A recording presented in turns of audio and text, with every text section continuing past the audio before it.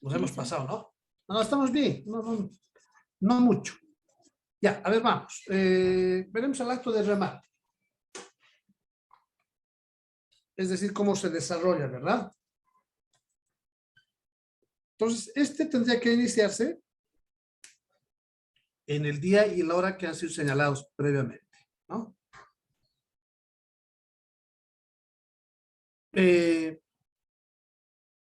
Evidentemente, para efectuar un acto de esta naturaleza, tiene que darse o generarse la publicidad correspondiente, ¿verdad? Cuando digo publicidad, no es que se haga una propaganda, sino que existe una comunicación en general, de modo tal que las personas puedan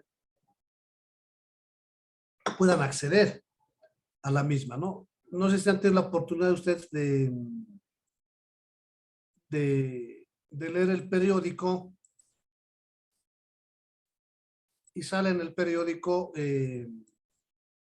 salen avisos de remate, por ejemplo. ¿Han tenido la oportunidad de ver?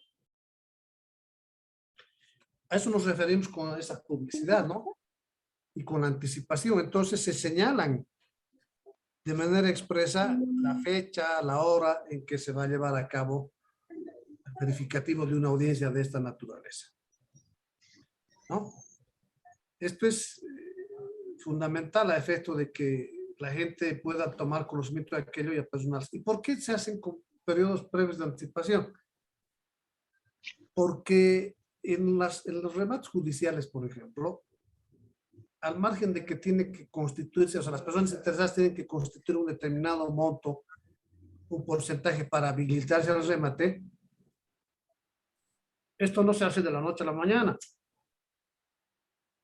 Estoy hablando en el ámbito judicial, ¿no?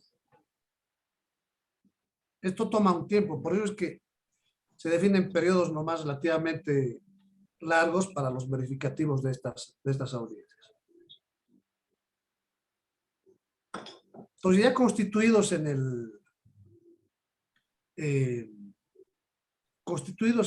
el lugar, en la fecha y en la hora, evidentemente el rematador o martillero lo que tiene que hacer es emitir los antecedentes y generar la posibilidad para que las personas puedan ir realizando sus ofertas, ¿no? Nuestro código, ¿qué establece? Que todo remate que se haya efectuado por medio de rematador será al contado. Y este se extenderá, mejor dicho, el comprobante respectivo en favor del adjudicatario. No obstante, dice el adjudicatario que no pudiera pagar inmediatamente, depositará en el acto, aquí corregiremos estos errores, en el acto por lo menos el 10% del valor del bien rematado. Y se le va a otorgar un plazo de 3 días a efecto de que pueda concluir con el pago en su totalidad. Ese es un compromiso que está asumiendo, es por eso que ya no hay una necesidad de un requerimiento previo, ¿no? Imposa el 10% y de manera obligatoria tiene que constituir dentro del tercer día ya la totalidad del valor del bien que se está adjudicando. Si no paga en ese plazo, la adjudicación que se ha realizado va a quedar sin efecto. Y aquí viene la parte importante, porque evidentemente está generando un perjuicio, ¿no? Va a perder el porcentaje, hablamos de ese 10%, que ha podido depositar el día de la adjudicación o del remate, ¿no? ¿Estamos? Claro, y esto funciona como las películas, ¿no? Te remata tanto en la suma de tanto, dan las características de los bienes y bueno, y se van aceptando las ofertas. Ahora, judicialmente, cuando no se produce la adjudicación, en los temas judiciales, ¿no? Les pongo el ejemplo de los ejecutivos. Cuando no hay una adjudicación, ni en un primer remate, ni en un segundo, el bien se adjudica el acreedor por el valor del remate. Y si hay una diferencia, desde luego esa va a ser restituida al propietario del bien inmueble, ¿no? Si existiese una diferencia a favor del mismo, ¿no? A ver, el artículo 116, ¿quién me da una manito? Con la lectura del 116.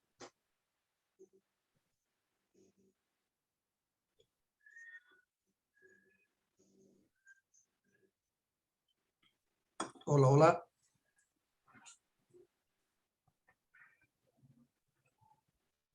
Yo, licenciado. Por favor.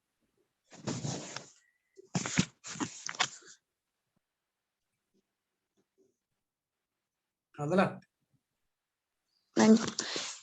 Libros. El rematador llevará obligatoriamente los siguientes libros.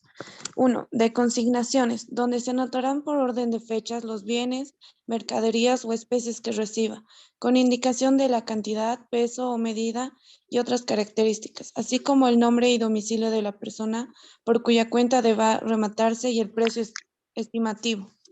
2. De ventas, en el cual se registrarán específicamente los bienes, mercaderías o especies vendidas, indicándose que se hace por cuenta y orden del comitente en nombre del comprador, su domicilio y el precio. Y de cuentas corrientes, entre el rematador y cada uno de los comitentes. Los 3 libros mencionados tendrán el mismo valor probatorio que los libros de contabilidad si son llevados con los requisitos y formalidades de la ley. Si ustedes advierten, este registro, por ejemplo, es muy similar a los compradores, ¿verdad?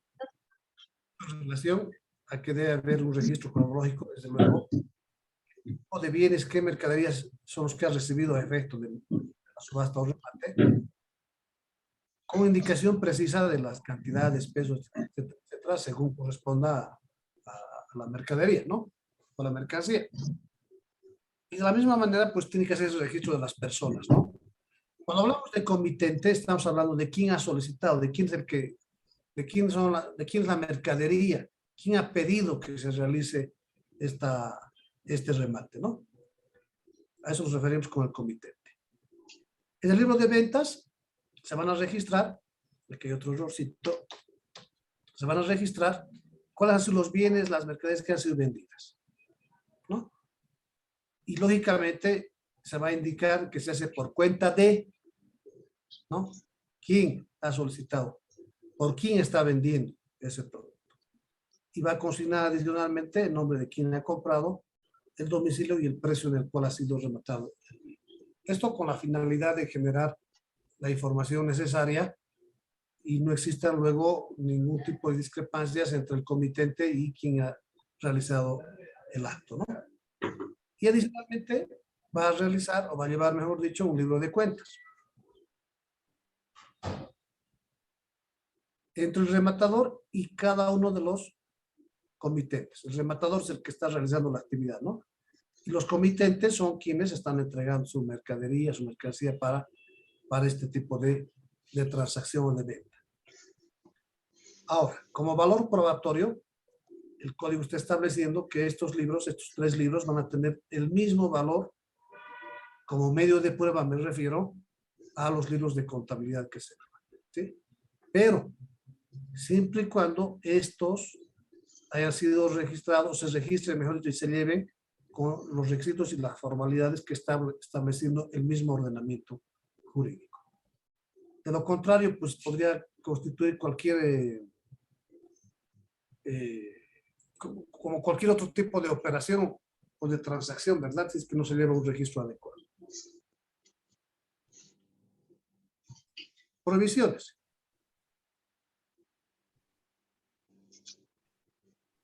A ver, tenemos que tomar en cuenta algo importante, porque si ustedes advierten aquí, hablamos de prohibiciones y sanciones, ¿no? Todo lo que nosotros hacemos tiene una consecuencia, ¿verdad? Nuestras acciones, nuestras omisiones tienen consecuencias. Entonces, lo que se quiere para mantener siempre esa convivencia armónica y pacífica que reclama el derecho, es que las instrucciones, las obligaciones sean cumplidas adecuadamente. Y en caso de no ocurrir aquello, pues esa consecuencia jurídica puede acarrear, como en el presente caso, el establecimiento de una sanción, ¿no? En el ámbito administrativo, digamos, o impositivo, quiero decir, nosotros como ciudadanos, como administrados, tenemos obligaciones que la ley nos establece. ¿Cuál es? Cumplir con las obligaciones tributarias pagando cuando corresponden las obligaciones materiales o formales, ¿no? Inscribirse, emitir facturas, presentar las declaraciones juradas, etcétera, etcétera, ¿sí? Como administrados. Si incumplimos, hay una consecuencia jurídica.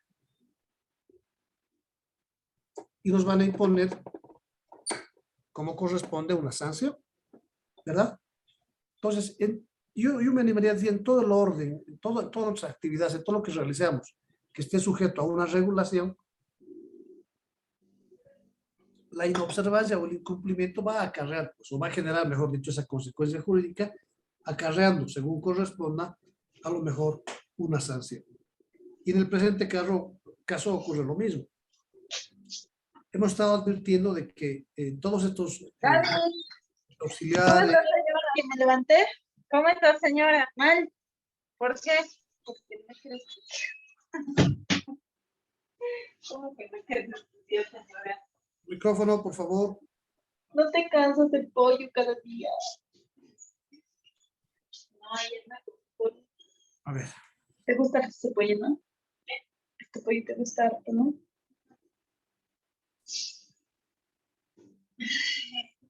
¿Y por qué no te has pedido almuerzo? Natalie, tu micrófono.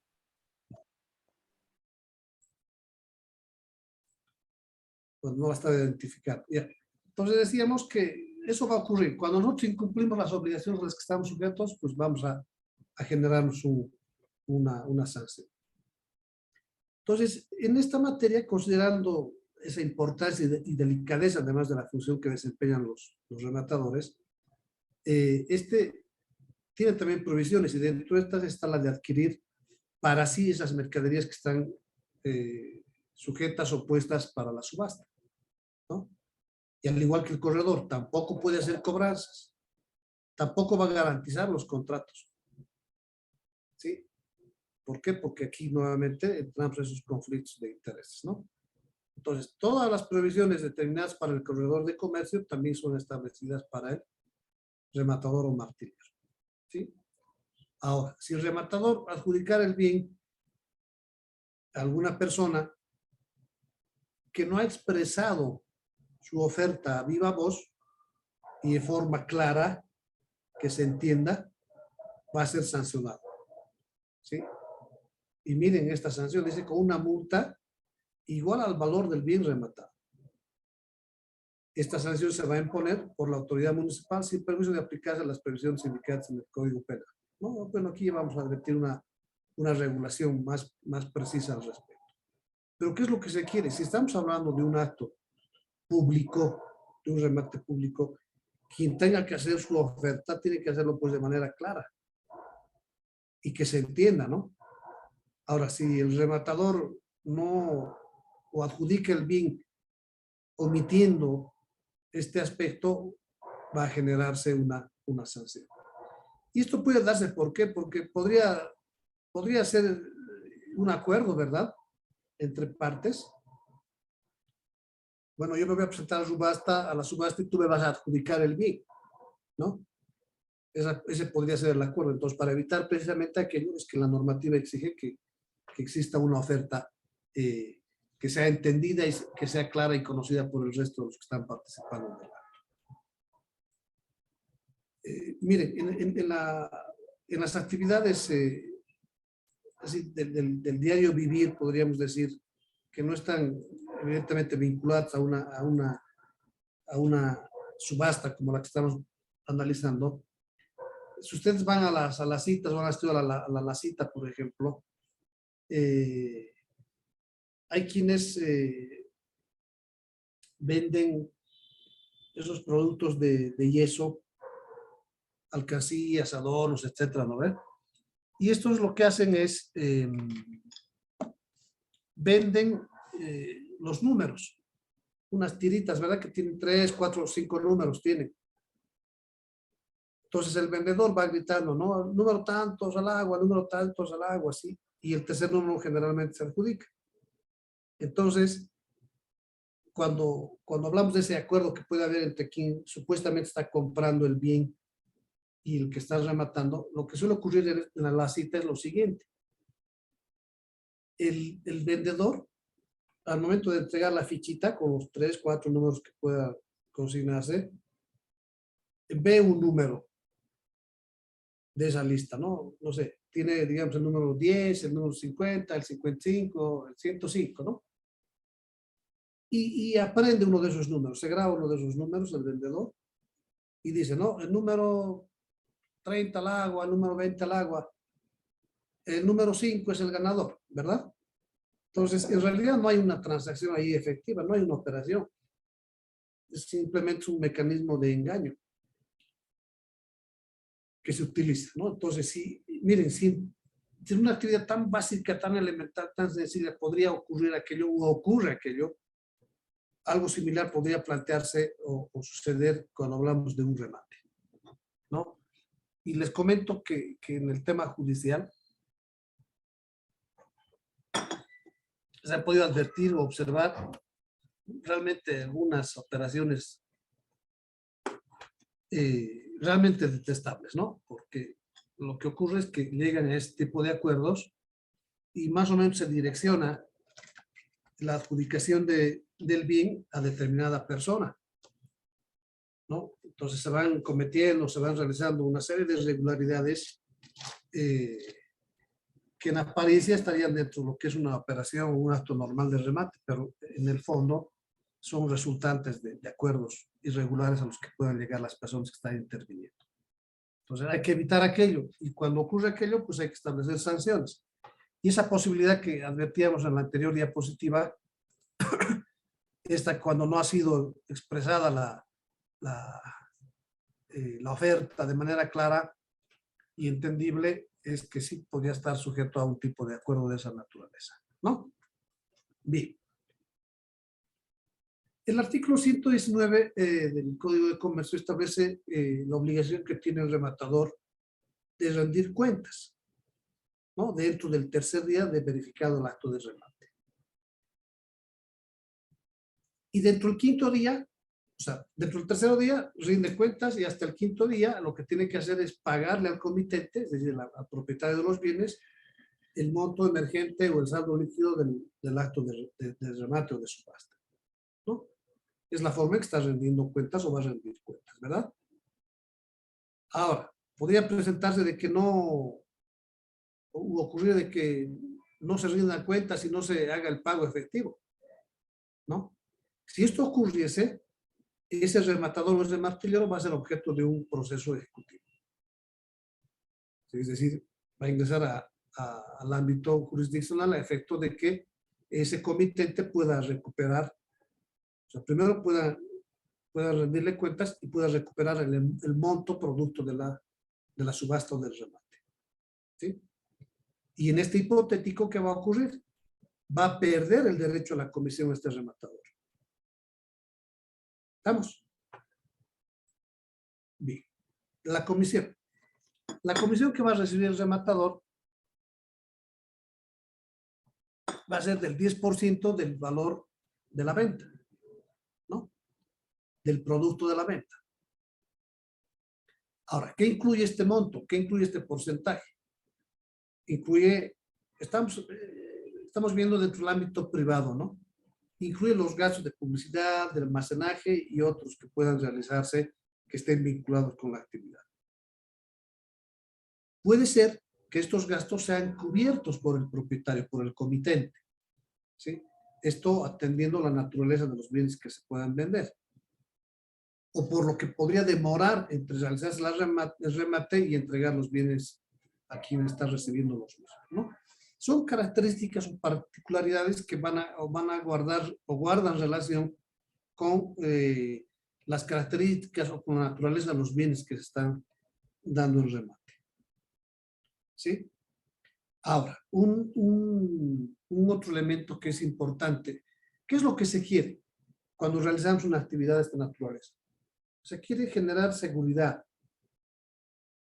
Entonces, a este efecto lo que se hace es que el martillero o el rematador va a otorgar una fianza, ¿sí?, en concepto de garantía. ¿Y para qué? Para que se puedan con esa fianza cubrir, si correspondiese, algunas responsabilidades de suscitarse estas, ¿no? Son previsiones que el ordenamiento jurídico establece, desde luego.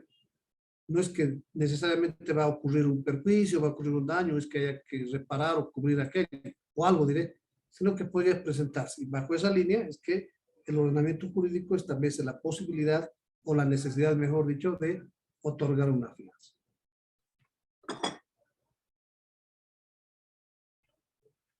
Hablamos de la consignación. No sé si han visto, ¿no?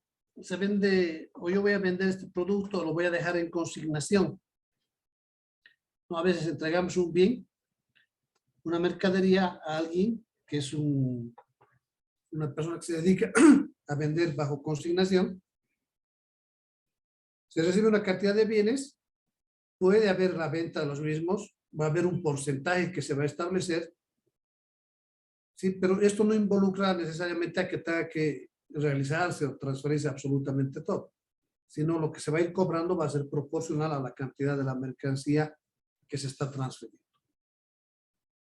El código establece que cuando no se hayan, o no estén presentes, mejor dicho, los dueños de los bienes que se vayan a rematar, los rematadores van a reputar consignatarios como tales, ¿no?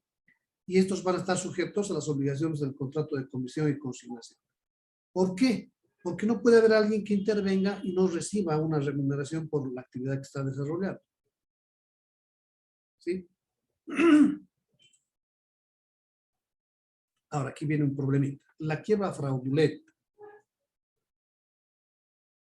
O sea, primero tenemos que entender que este rematador es una persona que se dedica habitualmente, ¿no?, a realizar este tipo de actividad. Se entiende que tiene un establecimiento, se tiene que cuenta con los recursos para cubrir los gastos que determine la actividad, etc. Pero puede ser que a través de algunas acciones fraudulentas se declare en quiebra, ¿no?, o produzca su quiebra. Entonces, al igual que con los corredores, la ley considera que la quiebra es fraudulenta y establece, ¿no?, una presunción, la presunción juris tantum. Esto es mientras no se pruebe lo contrario. Entonces, esto determina que siendo el remate mercantil un acto público y comercial, tanto para quien está rematando y los propietarios de los objetos rematados, el remate, mejor dicho, la actividad tiene que desarrollarse dentro de un marco de buena fe. Aquí viene un término importante, sin subterfugios, ¿sí? Es decir, que nada vaya a producirse por debajo y que tenga una intencionalidad que vaya contra los intereses, ¿no? En este caso, fundamentalmente del comitente y de quienes también están participando de aquello. Entonces, si un rematador actúa de mala fe y causa perjuicios, desde luego que tiene que ser sujeto a las sanciones que la ley determine. O sea, ¿qué se quiere evitar? Cualquier tipo de actuación que esté fuera del marco de la norma y que adicionalmente esta pueda generar un perjuicio. ¿Y qué es lo que ocurre? Cuando uno se aparta del ordenamiento jurídico, pues está haciendo algo irregular, ¿no ve? Y lo más probable es que se cause un efecto negativo. Entonces, habrá un responsable. En el ámbito civil hay una regla, se dice, bueno, que quien causa un daño a otro está en la obligación de reparar. ¿Sí? Y precisamente cuando esto ocurre, pues hay una fianza que se está estableciendo, por un lado. Por otro, la ley establece la posibilidad de establecer sanciones al respecto. Bien, ahora sí. A ver, hasta ahorita hemos avanzado y hemos agotado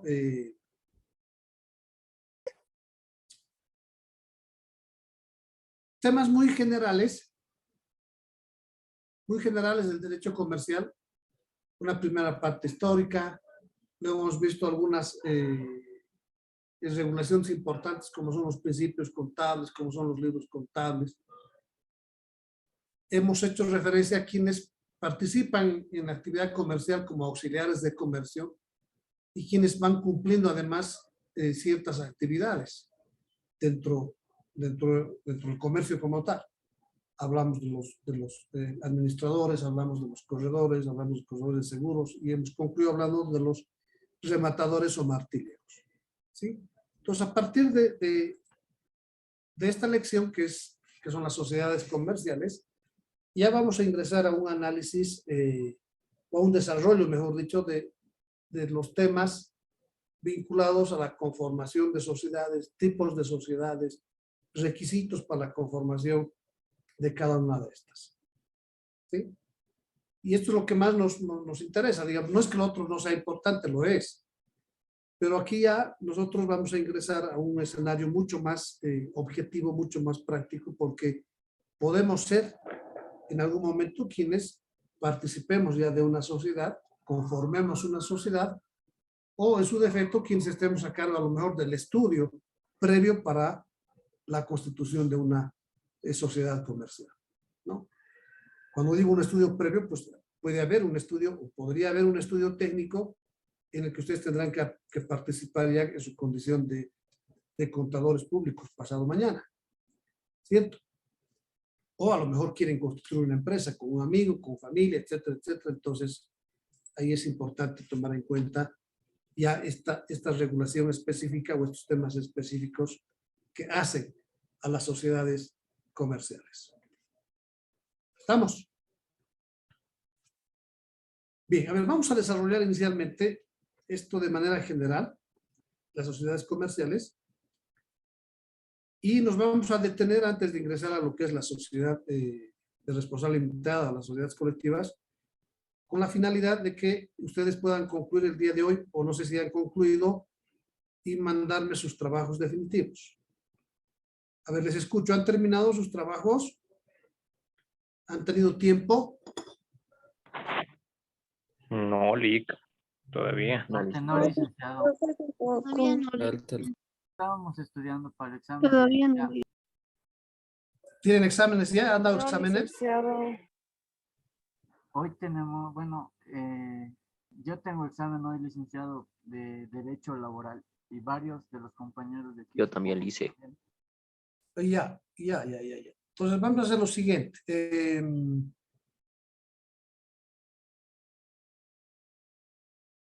A ver, avanzaremos un par de diapositivas más de orden conceptual. A ver, ¿qué tiempo tenemos? Tenemos como 1 hora y 15 más o menos, ¿no? ¿Sí o no? Sí, licenciado. Sí, licenciado. Ya, lo que vamos a hacer es lo siguiente. Vamos a avanzar un poquito más, unos 10 minutitos, 15 minutitos. Y luego vamos a hacer, vamos a ingresar nuevamente a hacer nuestros trabajos. ¿Ya? Aquellas personas que tengan que estudiar, y les voy a pedir algo. ¿De qué se trata todo? De aprovechar, les decía ayer, el tiempo que tenemos, de aprovechar positivamente el tiempo que tenemos, ¿no? Entonces, esas personas que tienen examen de derecho laboral, en el tiempo en que sus compañeros están trabajando en completar sus trabajos, ustedes pueden estudiar, ¿sí? Pero con una condición, que concluido su examen, continúen con el trabajo que estamos desarrollando y me lo puedan enviar esta noche. ¿Estamos? ¿Sí? Para los que tienen su examen de derecho laboral. Bien. Está bien, licenciado. A ver, veremos una parte histórica y luego un par de temas conceptuales. Se ha tratado, o sea, más bien, se trata de explicar cuál es la importancia de la constitución, de la conformación de sociedades, ¿no? Pero viéndolo desde un punto de vista económico-social.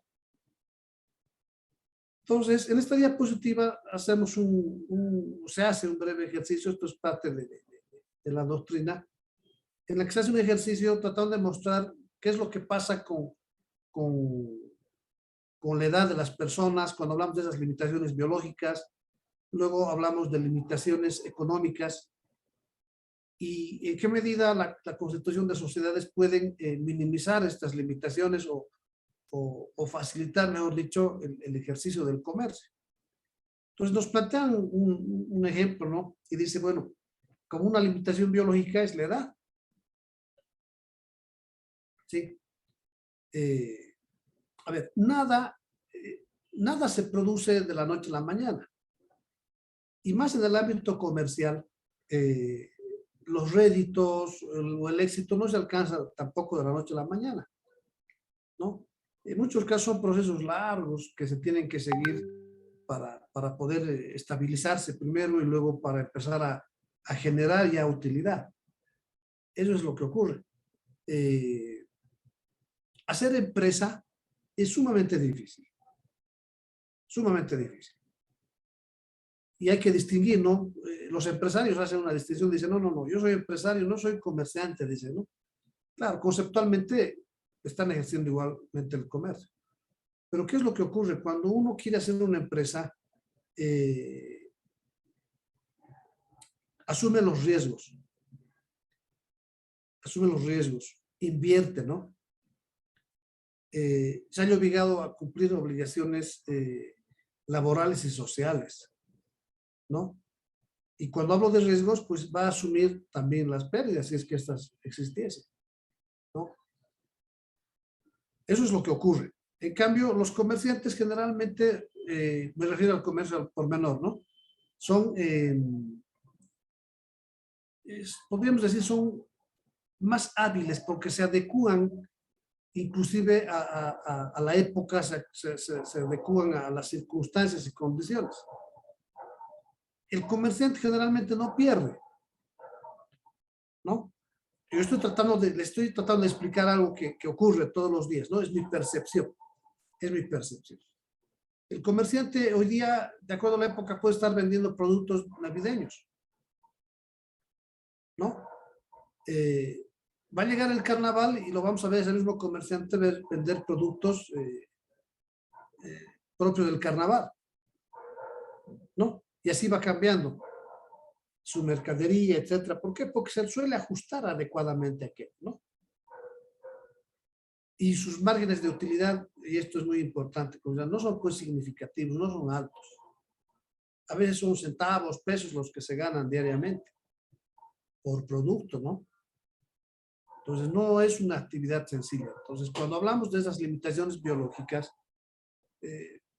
nos enfrentamos en muchos casos a quienes empiezan una actividad comercial, pero después de muchos años recién alcanzan una prosperidad, ¿no? En términos económicos estoy hablando. Y muchos de ellos ni siquiera concluyen o alcanzan esa posibilidad. Entonces, esa representa en edad, me refiero a una edad, un obstáculo para quienes queremos emprender o queremos realizar algo. Y resulta ser, pues, en muchos casos más adecuado el asociarse con alguien, ¿no? El reunirse, juntarse y emprender una actividad con otras personas más. Esto desde una perspectiva de que una mayor actividad entre varias personas, sumada a lo que constituye la limitación económica, porque a veces los recursos que yo puedo disponer no van a ser suficientes para emprender una actividad, para comprar mercadería que luego tenga que ser revendida, por ejemplo, ¿verdad? Es difícil. En cambio, cuando nosotros nos podemos asociar con otras personas, podemos hacer que esa sumatoria de pesitos o de los recursos que nosotros podamos tener, pues alcance un lugar más o menos significativo o un monto significativo que nos permita el emprender una actividad como quisiéramos, ¿no? Entonces, es que para superar estas dos limitaciones, la biológica, es decir, la edad, ¿no? Y la económica, es que nuestro ordenamiento jurídico está permitiendo o posibilita que muchas personas superemos esto a través de la conformación de sociedades, ¿sí? Que, como ya hemos señalado, la sociedad siempre tiene una tendencia, o por lo menos una vocación de perdurar en el tiempo, ¿no? Nadie crea una empresa para que la abramos hoy y la cerremos mañana. Más allá de esos riesgos que yo les he dicho, ¿no? La idea es de que uno continúe. Entonces tenemos que la unión de varias personas van a superar estos problemas. y van a permitir, a partir del ordenamiento jurídico, el constituir personas, entidades, personas jurídicas que realicen esa misma actividad comercial que individualmente me hubiera representado muchas dificultades poder encarar, ¿no? Esto como una valoración nada más, ¿no? Entonces aquí exponemos en esta diapositiva el tema de la limitación económica, por ejemplo, y hacemos referencia a un número X de socios que puedan componer una sociedad, ¿sí? Y que efectúen sus aportes. Y miren, hacemos un ejercicio sencillo, ¿no? Yo tengo 3.000 bolivianos, pero ¿qué puedo hacer con 3.000 bolivianos? Tendría que iniciar una actividad vinculada más al comercio informal, ¿verdad? Comprar cosas pequeñas y venderlas igualmente al menudeo. Esto es lo que ocurre. Sin embargo, si me asocio con un número significativo de personas, esa sumatoria de recursos pues va a ser ya significativa. Y puedo emprender otro tipo de actividad. Puedo adquirir otro tipo de bienes, digamos. Y esto permite precisamente el superar esta limitación económica a la que nos referíamos. Entonces, cada uno aportará de acuerdo a su capacidad. No todos van a aportar 3.000 bolivianos, otros podrán hacerlo menos, otros podrán hacerlo más.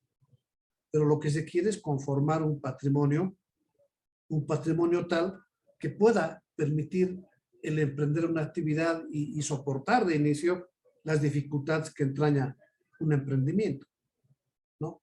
Es por eso que cuando uno participa en una sociedad no necesariamente lo va a hacer de forma igualitaria, ¿no ve? Unos tendrán un mayor porcentaje, otros tendrán un menor porcentaje, pero de todas maneras uno está aportando y está conformando ese emprendimiento. Y eso nos permite, ¿qué? Eso nos permite precisamente el ordenamiento jurídico, que como veíamos en esta diapositiva, ¿sí? Crea o establece figuras económicas jurídicas que permiten y posibilitan el ejercicio de una actividad comercial. Bajo otras condiciones que una individualmente, sí, con mayor regulación, tal vez con algunos riesgos mayores, etcétera, pero sí nos va a permitir.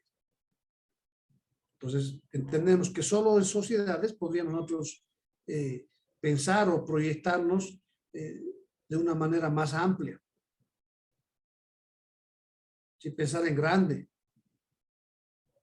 ¿A partir de qué? De aportes de capitales. A ver, concepto de sociedad. La sociedad vamos a entenderla como un acuerdo de dos o más voluntades, ¿sí? A través de las cuales, o esas voluntades, a través de las cuales nos vamos a obligar formalmente, solemnemente, ¿a qué? Aportar un fondo común. ¿Sí? Eso va a constituir el patrimonio de la empresa, ¿no? ¿Qué aportamos? Recursos económicos. ¿Destinados a qué? A una determinada actividad comercial con un objetivo común. ¿Cuál es? Obtener utilidades o ganancias. Característica propia de lo que es el comercio, ¿no? ¿Para qué realizamos comercio? ¿Con qué finalidad? Con la finalidad de obtener un beneficio, una utilidad. ¿Está bien? Ahora, lo que siempre nos ha ido generando o entraña problemas, ¿no? Entre distinguir qué constituye una sociedad civil y qué una comercial. ¿Cuál es la importancia de que nosotros logremos esta distinción? Pues es el tener certeza de qué disposiciones legales le voy a aplicar. ¿Quiénes van a ser las autoridades competentes que van a resolver las controversias y cuál va a ser la jurisdicción a la que debo someterme? ¿Sí? Entonces, para establecer precisamente estas diferencias, vamos a inicialmente identificar cómo es que se conforman. Si se lo hacen a través o a partir de las disposiciones contenidas en el Código de Comercio o a partir de las disposiciones contenidas en el Código Civil. Entonces diríamos que si yo he hecho un contrato conforme a la regulación del Código de Comercio, estaremos hablando de una sociedad comercial. Y si lo hago bajo las normas del derecho civil, las normas del derecho privado, tendrán que o nos estaremos refiriendo a una sociedad de carácter civil. ¿Sí? Entonces, la distinción no genera dificultad, ¿no? ¿Cómo estoy conformando mi sociedad? ¿A través del Código de Comercio, a partir del Código de Comercio o del Código Civil? Y eso permite hacer una distinción. El profesor Carlos Morales Guillem, a ver si pueden conseguir, no porque vayan a dedicarse al derecho, sino porque el análisis que se hace en este código particular por parte del profesor Carlos Morales Guillem realmente es rico. Tiene un contenido doctrinal muy valioso. Este profesor, que paz descanse, tiene un libro que se llama Código de Comercio, comentado y anotado. ¿Sí? Entonces, lo que hace este profesor para cada instituto, hace su apreciación, ¿no? Incorpora una apreciación de orden doctrinal, no solamente suya, sino de otros connotados estudiosos del derecho comercial y del derecho civil. Entonces, cuando, por ejemplo, vemos sociedades comerciales, ¿no? En el código, él hace una explicación adicional a lo que conceptualmente o la referencia o la definición que puede estar establecida en el código. Hay un aporte conceptual y doctrinal importante que se hace en este código. El día de hoy, y no me malinterpreten, por favor, yo respeto mucho la propiedad privada, pero cuando hablamos de estudio hay que agotar todas las posibilidades que tenemos, ¿no? Entonces, hoy día ustedes van a poder encontrar libros realmente económicos. No son originales, lamentablemente, no lo son. Pero encontramos libros a costos más accesibles, ¿verdad? Y cuando hablamos de libros especializados son carísimos, carísimos. Entonces, no es que yo les esté diciendo sean parte de la piratería, no, pero cuando se puede obtener una copia, una fotocopia o algo, pues vale la pena. Vale la pena hacerlo. ¿Para qué? Para contar con el material, ¿no? Entonces, mi recomendación, si pueden comprarse un código de comercio comentado por el profesor Carlos Morales Guillem, pues adelante, háganlo. Que la fotocopia les va a salir más cara. Es decir, si uno se consigue un libro original y trata de sacarse una fotocopia, pues le va a salir más caro que un librito trucho. A ver, ¿qué nos dice el profesor Carlos Morales Guillem sobre estas diferencias? Dice, primero, las sociedades civiles pueden constituirse en documento privado, salvo, dice, cuando se aportan bienes inmuebles. Y, lógicamente, cuando es este tipo de aportes, se requiere necesariamente un documento público. Cuando yo aporto un bien inmueble, en el fondo, ¿qué está ocurriendo? Yo estoy entregando mi bien inmueble para que sea parte del patrimonio de la sociedad que voy a constituir. Entonces, cuando se habla de transferencia de bienes inmuebles, no puedo hacerlo a través de un documento privado, porque la ley exige que se sigan ciertas formalidades. Hacerlo mediante una minuta, que sea protocolizada, pagar los impuestos y registrar en derechos reales. De modo tal que mi aporte se va a traducir en transferir mi propiedad a la empresa que estamos, o a la unidad económica que estamos constituyendo, a la sociedad. ¿Sí? De ahí que señala, ¿no? Las sociedades mercantiles que se proponen lucro, ¿sí? Y las civiles que siguen propósitos de ganancia, no se distinguen en esencia, sino solamente, escuchen bien esto, a partir de la forma o solemnidad de su establecimiento, de su constitución, ¿no? ¿Cómo estamos de tiempo?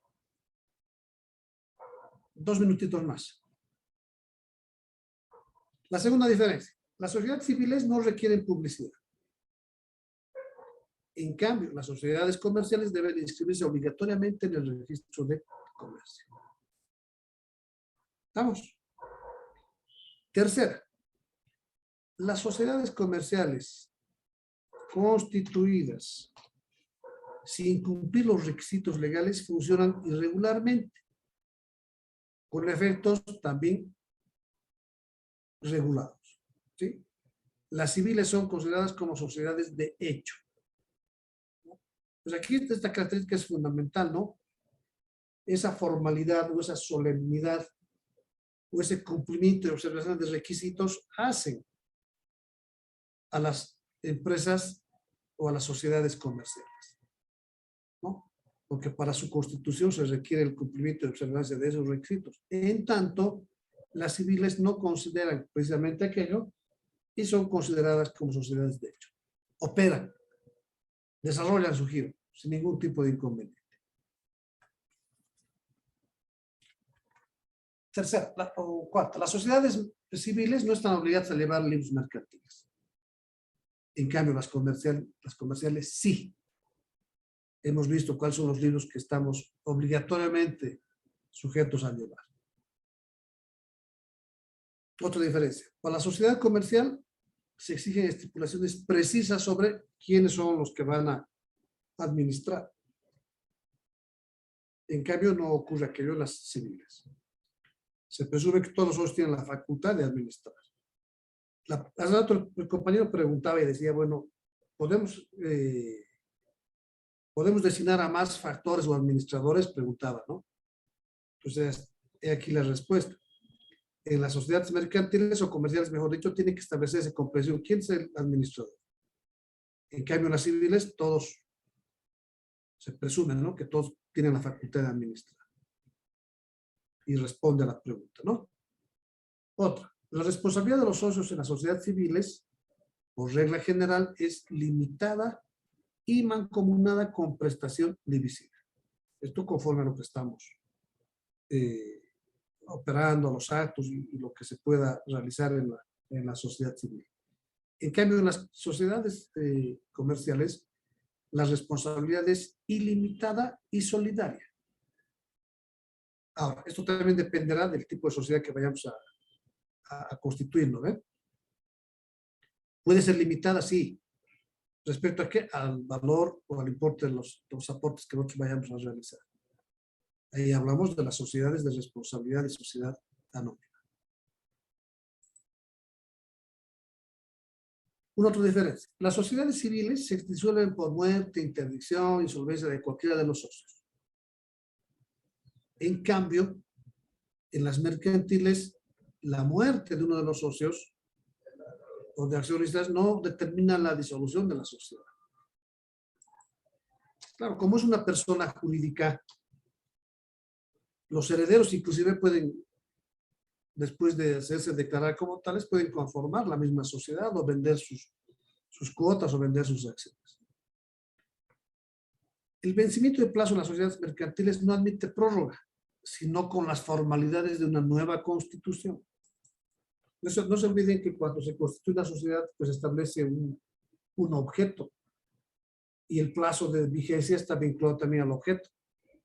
En cambio, las civiles, la prórroga es procedente, ¿no? Lo que se llama una tácita reconducción, podríamos decir, a partir del consentimiento expreso o tácito de los socios.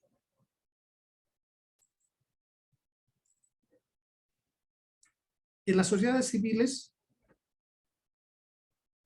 es aplicable cuando no se puede pagar sus deudas el concurso de acreedores, ¿no? Dice, yo debo a Juan, a Pedro, a María, a Roberto, por favor vengan. Y hago un concurso de acreedores. En las mercantiles, en cambio, se procede a la suspensión de pagos o a la quiebra. En las sociedades civiles se constituyen para una prestación de servicios. En cambio, las comerciales para la obtención de lucro, de utilidades.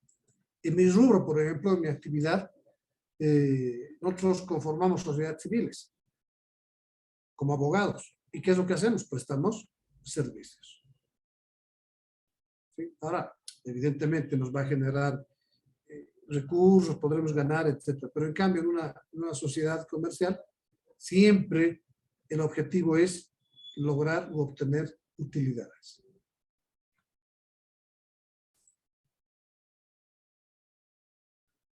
A ver, ¿qué hora es? Ahí quedaremos. A ver, nos estamos quedando en la diapositiva número 154, en lo que constituyen los elementos de la sociedad comercial. ¿Estamos? Bien, entonces, en sala, ojo, en sala. Continuamos con nuestro trabajo, con nuestro resumen. Me parece que hoy día ya tendríamos que terminar. Y los que tienen su examen de Derecho Laboral, también en sala, continúen con su estudio. ¿Estamos? Sí, licenciado. Y nos Está bien, volvemos a hablar a licenciado. las 4:30. Adelante, por favor, jóvenes. Trabajen con fe y alegría. Está bien, licenciado, gracias.